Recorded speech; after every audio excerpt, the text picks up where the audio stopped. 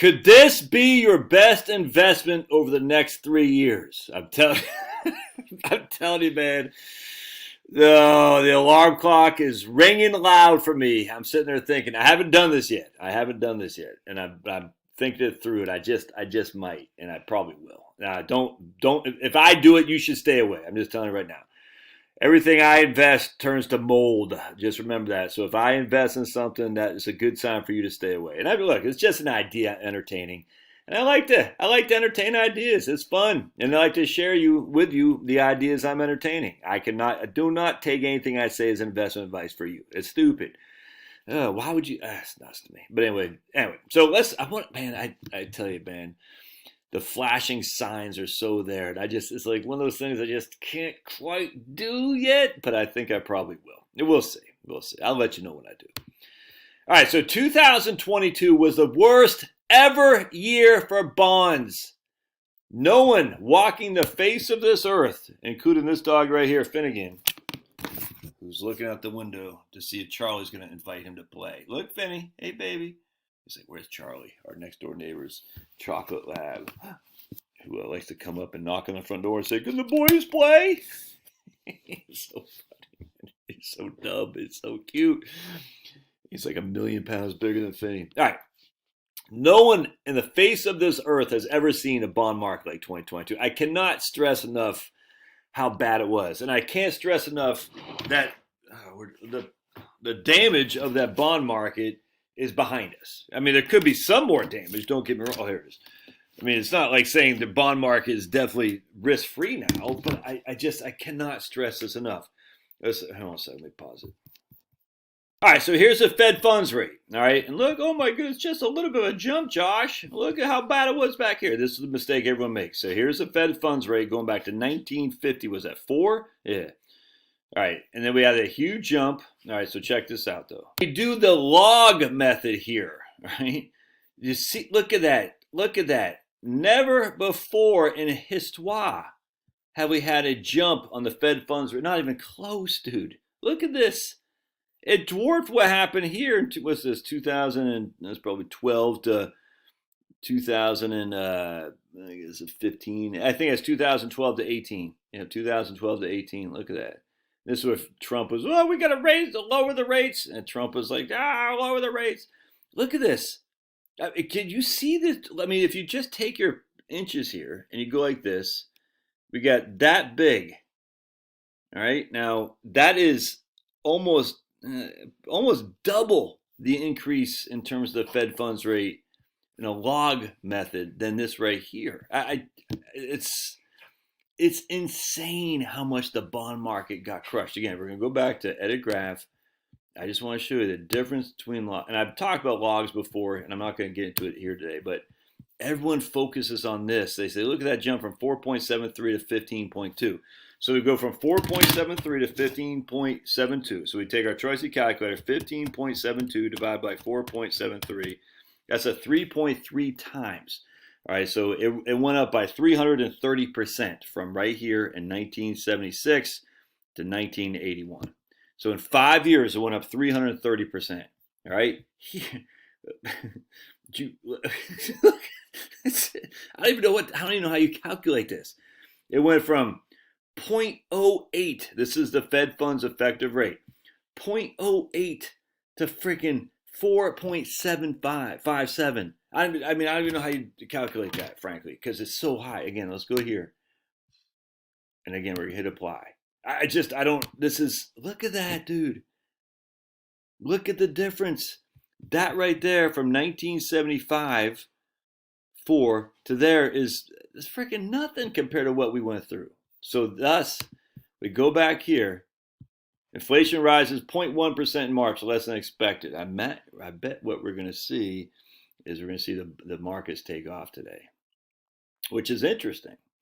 However, on the other hand, I bet we're going to see the markets take off. But what that would tell you is that inflation is being dropped. What does that mean? It means the economy is not moving, it's going sideways, and it's going to start going this way. And when it does, all right, so why am I trying to do this? How to position your portfolio for 2023. All right, so I want to show you guys something. Man, Ed McQuarrie over, yeah, Dow futures jump as inflation report. Yeah, 100%. Ed McQuarrie is a professor emeritus at Santa Clara. He says inflation is kryptonite for bonds. All right, no, inflation is a kryptonite for bonds. High interest rates are kryptonite for bonds. That's a fact. So they raise high interest rates because they're taking on inflation, suppose because they think high interest rates will kill inflation. Stupid, but it's high interest rates that are inflation that are kryptonite for bonds. I'm just telling you right now. So what? Check this out. Total bond index lost 13% in 2022. The index suffered its worst 12-month return in March 1980. Before then, which was 9.2%. All right.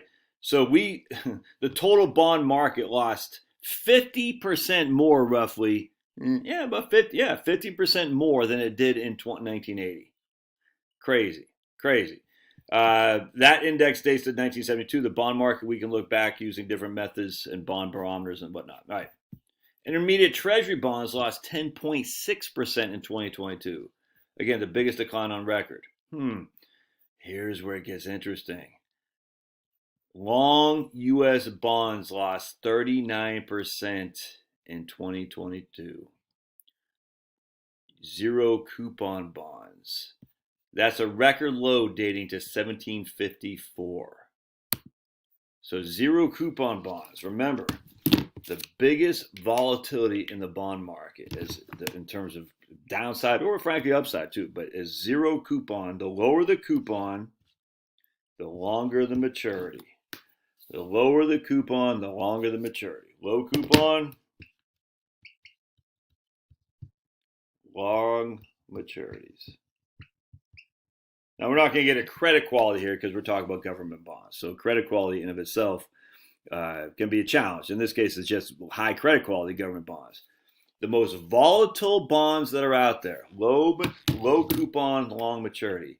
A zero coupon bond inherently is the lowest coupon you can have. Why? Because it has no coupon. It's not yielding anything. What happens with a zero coupon bond is you're basically buying it for 45 today and you're getting 100 back at some point in the future. I love zeros. They're just so easy to understand. You put X amount today, you get X amount back in the future. Done and done. As long as the thing doesn't go kaput. All right, so let's check this out. So EDV is a Vanguard extended duration treasury ETF. Long government bonds. So we know long maturities, right? Long maturities, first and foremost, is the biggest volatility bonds that are out there. So this qualifies. All right, so far this year is up 10%. But I'm telling you, man, this is why it's so attractive to me. Let's check this out. We're going to go to performance and fees. Last year, let's kind of go to year over year. Let's just go here to a portfolio visualizer. So we're going to see the last year, it was down 39.16%. 39 max drawdown. Look at that. From August 2020 to October 2022, it was down 51%. I mean, look at that. Look at this. And here's a BND down 13%. I mean, so here's the blue is the EDV.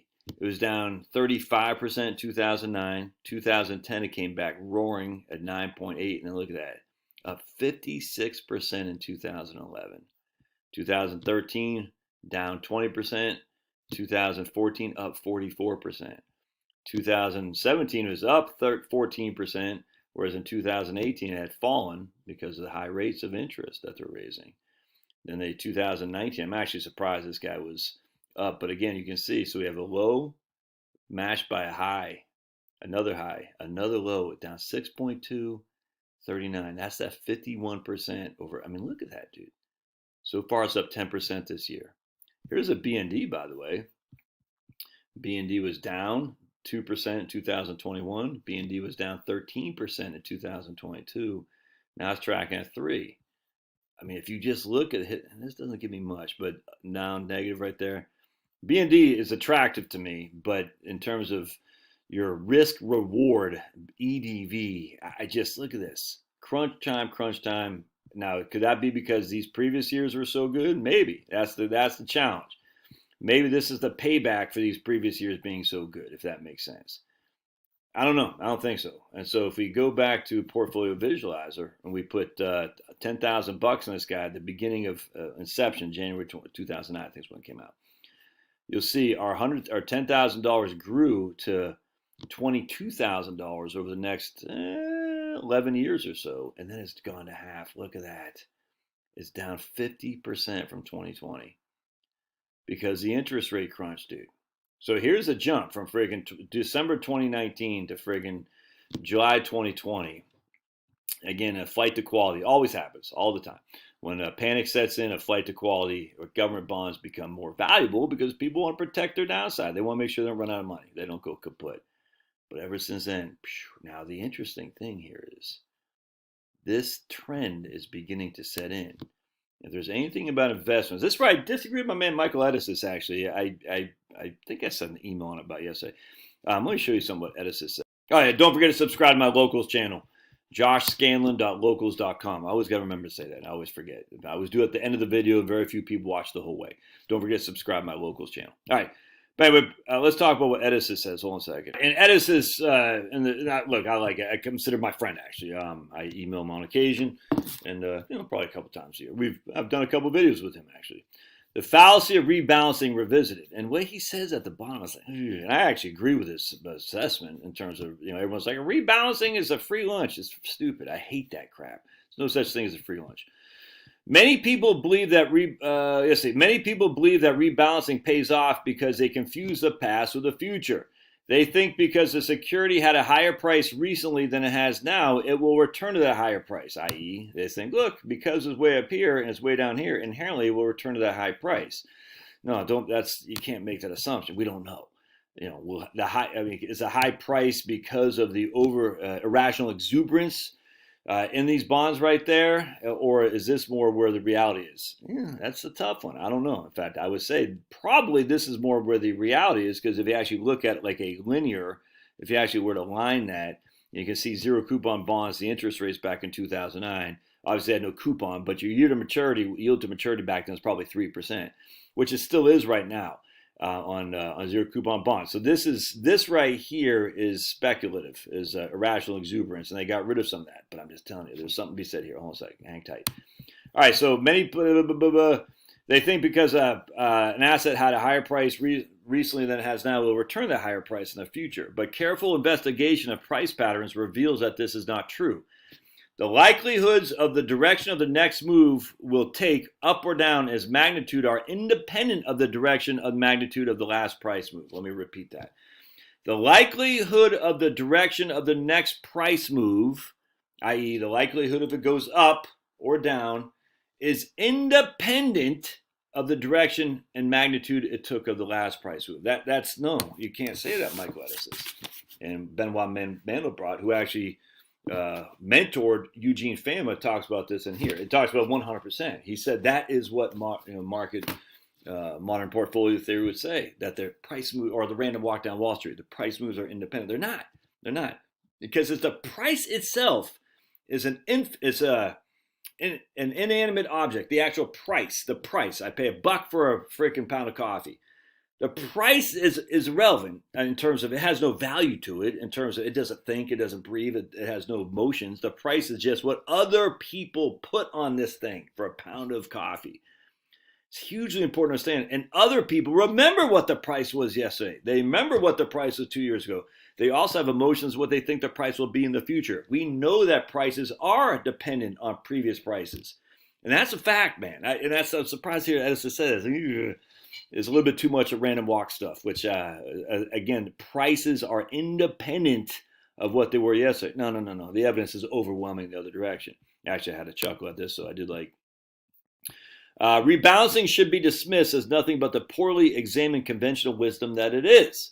The plethora of articles in financial journals filled with largely irrelevant mathematics. Yeah, 100%. I completely agree. But I did get a chuckle at this right quick.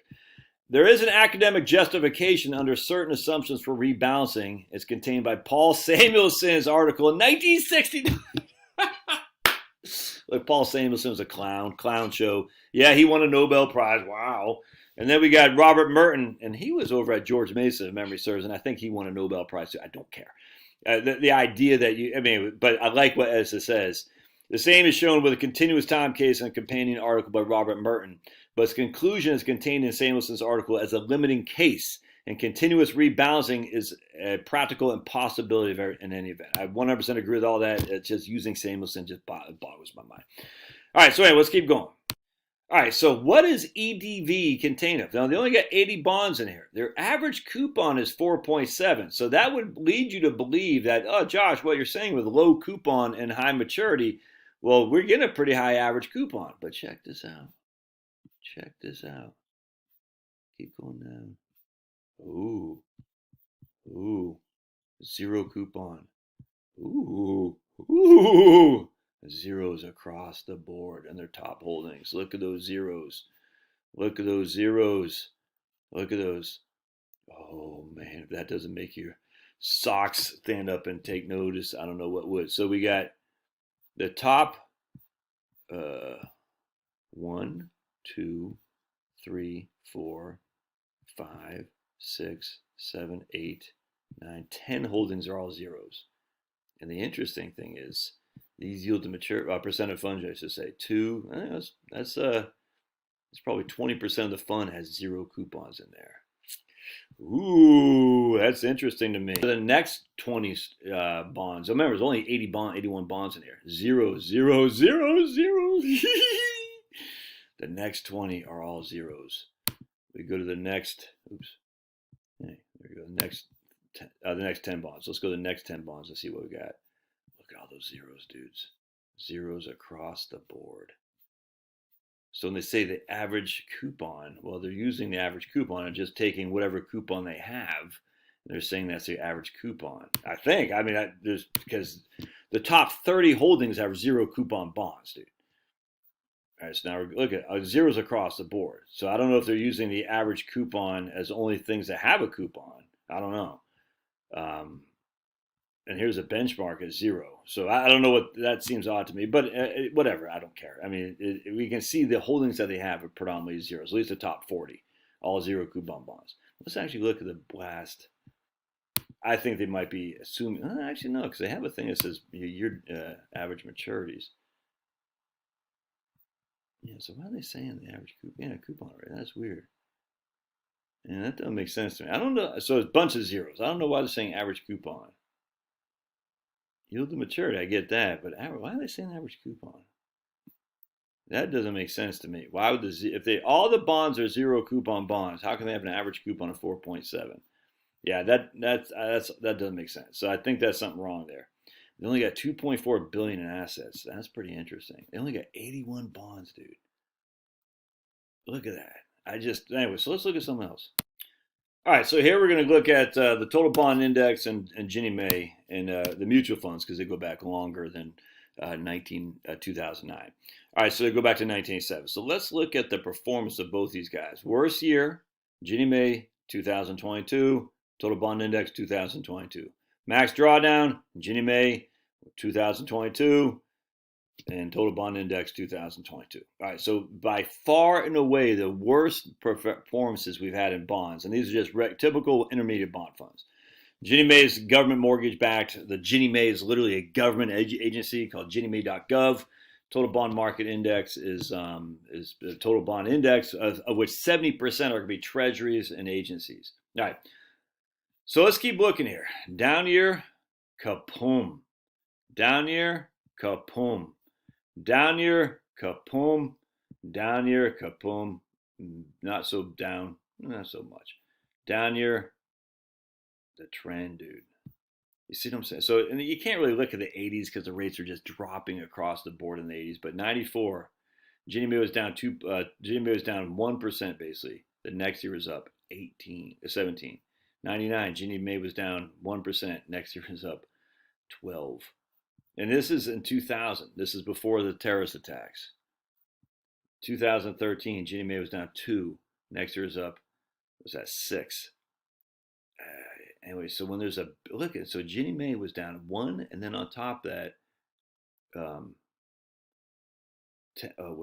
about 1, and then 10. I mean, dudes. So as the economy starts souring, you're going to see potentially a shift in interest rates. They're not going to raise anymore. I doubt they do. And they might, and that I doubt it. But I don't think they're going to now.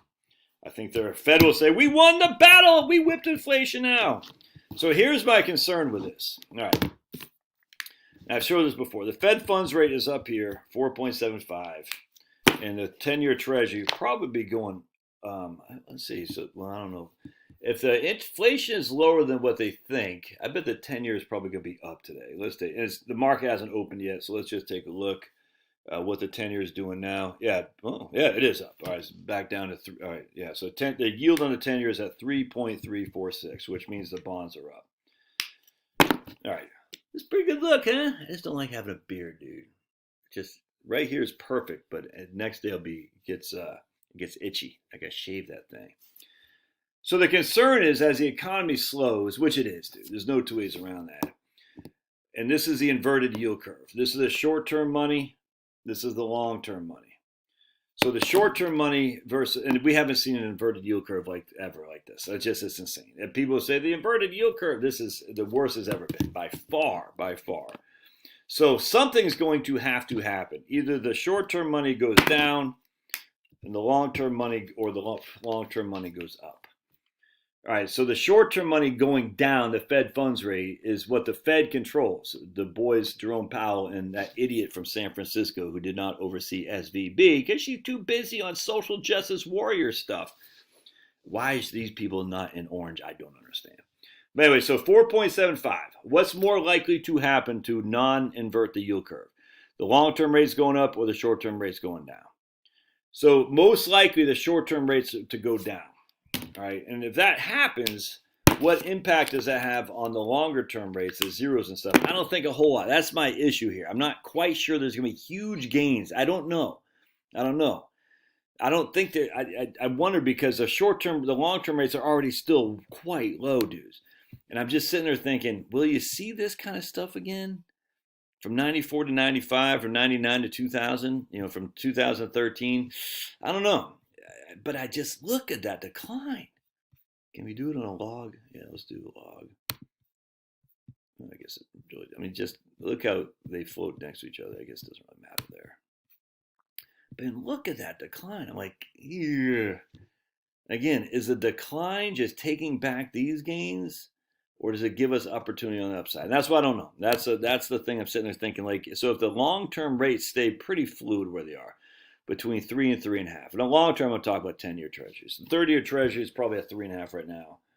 The 30-year treasury, 3.591. So are they really going to drop? I don't know, man. It's hard to see. It's hard to see a drop in below 3. And as such, I'm not quite sure we're not at an equilibrium right now in terms of the long-term zeros. It'd be hard to see if it jumps up. I don't know. That's the interesting thing. I just don't know. But I'm interested because remember, when these things happen, right here, the 10-year Treasury is like at 6. I don't remember what it was in 2000. I just don't recall. But it was at 6, dude. So there's a lot of room for it to drop in order to make the bonds. Right here is at 6. There's a lot of room for it to drop in order to make the bonds just go to the moon right here. But look at that. Freaking 17% in Ginnie Mae in 1995. So that would be my conundrum. I don't know if the rates are going to go down much more. We can see this huge jump. I just don't know. Let's take a look at duration. So the duration is 24, essentially. So what that means is for every 1% change in interest, the fund will adjust in price by 24%. All right, so if you had an increase in interest rates of 1%, the fund would drop in value by 24%. I don't see that happening. So that's where I'm sitting there thinking there's not much downside in my opinion. On the other hand, if there's a 1% decrease in interest rates, the fund will go up by 24%. And that's my concern. I'm like, I don't know if we're going to see a 1% decrease. I just don't think so. And we've already had such a big decrease in the 10-year. Let's look at the 30-year actually. The 30-year has already gone from 4... right at 4 in March to it's already dropped 40 basis points just so far this year. It was at 4.3 October, so it's already dropped by 60 basis points from October till now. So that's what I'm saying. I'm not quite sure there's much more room to drop. I don't know. But in the interim, you're still getting this pay. It's not a huge dividend. It's actually an interest payment, but you're still getting 67 cents, 69 cents a share. Every quarter it looks like. They call it dividend and capital gains. Yeah. So you're still getting paid away. I just don't. See, that's the thing. I'm not quite sure the upside. I think it's worth taking a gambit on, and I think I'm going to do that. I probably won't put a huge amount in here because I'm still getting rewarded nicely by sitting in cash, but I am going to probably invest some of this. Anyway, love to hear your thoughts. It's an interesting time to be alive, dude. If you would have told me, your old buddy Josh, 3 years ago, I'd be looking at zero coupon long treasuries, I would have thought you were freaking insane. Yet here we are. It's nuts, and you gotta be nimble, dude. You can't be static. I mean, you can be static, but it's going to be an interesting next 12 months. All right, love your thoughts. We'll see you.